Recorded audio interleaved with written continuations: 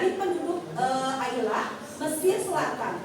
Ada yang menyebut dari Ethiopia, Luqman bukanlah seorang nabi, tetapi dia adalah seorang hamba Allah yang banyak menampung kebajikan, banyak merenung, dan keyakinannya lurus.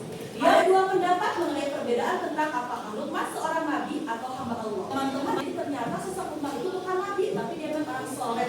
Dia menyerahkan dirinya kepada Allah, dia taat kepada Allah seperti itu. Nah, kemudian kita akan bahas ya materi pertama, yaitu tentang mengupas Quran surat Luqman ayat 13 sampai 14. Tepuk tangan buat Bayu dong. Silakan Bayu. A'udzubillahi minasyaitonir rajim. Bismillahirrahmanirrahim.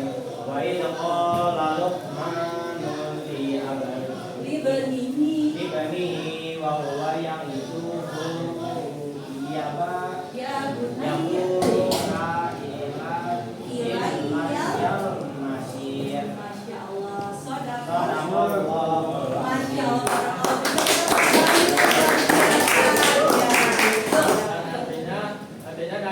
ketika Luqman menasihati putranya, wahai putraku, jangan sekali-kali kamu menyekutukan Allah dengan apapun itu. Semuanya perbuatan syirik adalah dosa kalimu. Masya Allah, tepuk tangan. Ayat ini kira-kira berisinya gini, nasihat dari siapa ke siapa? Luqman berarti dari seorang ayah kepada anak. Betul, perhatikan nasihatnya. Nasihatnya itu apa katanya, suruh apa kepada putranya teh? Jangan menyekutukan Allah. Nah, jadi setelah kita melakukan itu kita harus bersyukur tentunya teman-teman ya, seperti itu. Kita lanjutkan. Nah, asbabun nuzulnya. Silakan siapa yang bisa membacakannya? Ayo. Oke, siapa namanya? Oke, silakan baca. Biar tahu. Kemudian Ibu akan mengupas materinya selanjutnya ya. Nah, kandungan ayat ini adalah pelajaran pertama adalah tentang tauhid. Nah, syirik atau berperilaku menyekutukan Allah adalah beda ketiga. Allah Subhanahu wa taala mengingatkan kembali tentang beratnya penderitaan seorang ibu pada saat mengandung. Melalui ayatnya, bentuk rasa syukur kita kepada Allah adalah dengan melakukan ibadah dengan penuh keikhlasan. Kemudian, bentuk terima kasih kita kepada kedua orang tua adalah dengan berbuat baik atau ihsan kepada keduanya dan mentaati perintahnya dalam segala hal kecuali yang bertentangan dengan aturan Allah. Nah, kemudian katanya beribadah dan bersyukur berdasarkan surat Luqman ayat 12 sampai 13 itu apa ya? Tadi yang pertama, larangan menyekutukan Allah. Luqman berwasiat kepada anaknya agar hanya menyembah Allah dan tidak menyekutukannya. Dengan yang kedua, apa katanya bentuknya? Berbuat baik kepada kedua orang tua dan bersyukur kepada Allah. Perintah menyembah Allah di dalam surat Luqman ini perintah berbuat baik kepada orang tua Allah kepada kita. Selanjutnya nih teman-teman harus tahu ternyata banyak cara untuk bersyukur. 3 cara dalam bersyukur. Manfaat bersyukur, memperoleh limpahan berkah dari semakin baik dalam beraktivitas. Kemudian apalagi sikap yang mencerminkan pengamalan. Nih sikapnya lihat, meneladani ketulusan Luqman dalam mendidik generasi penerus.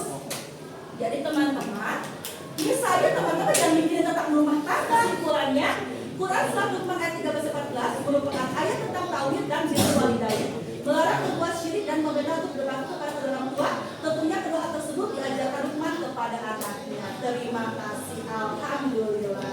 Baik, di sini Ibu akan melakukan games ya.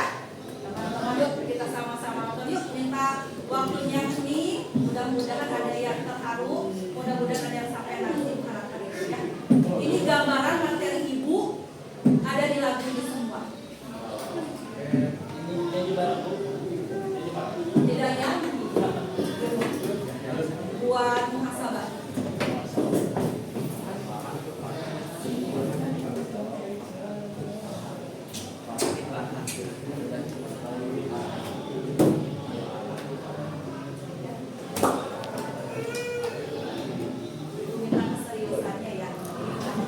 Suaranya dong.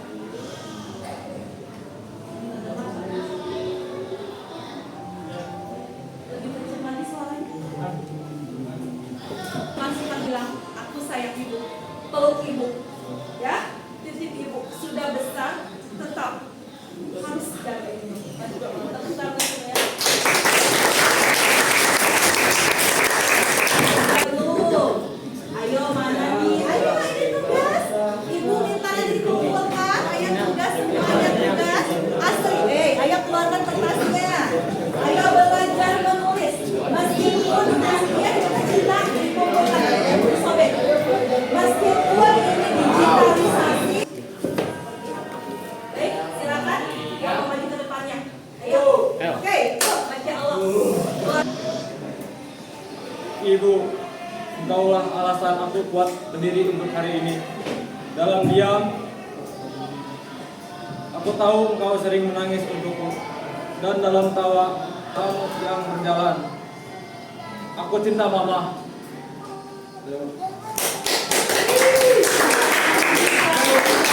Artinya, Ada sepatah oke, ada sedikit kata-kata Iya. dari saya. ya, Anak perempuan hanya milik ayahnya sampai dia menikah. Namun anak laki milik ibunya sampai dia meninggal.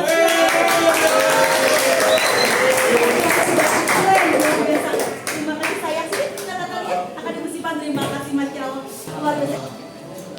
Ibu, dalam hujan, kaulah tempatku berteduh. Dalam tangis, kaulah tempatku bersandar. Oke, terima kasih banyak ya. Terima kasih berterima saya, Masya Allah. Ibu dan ayah, kalian adalah alasan aku berdiri seperti ini. Dengan cinta doa yang tak pernah putus, kalian menjadi cahaya dalam setiap. Masya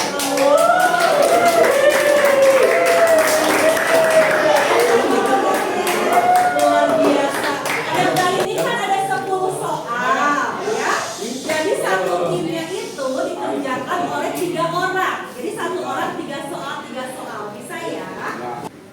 Kasih tahu temennya, pilih yang mana A, B, C, D, ayo.